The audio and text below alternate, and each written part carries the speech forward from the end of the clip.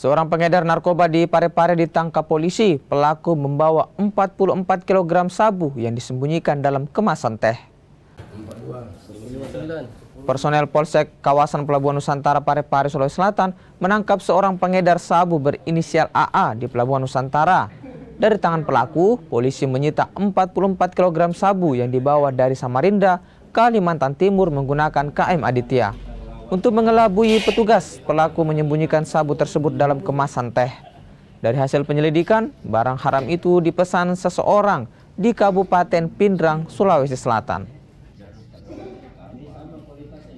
Dari hasil pemeriksaan, ternyata 44 kardus atau bungkusan teh Cina ini setelah melalui uji laboratorium forensik dinyatakan positif metamfetamin dengan berat total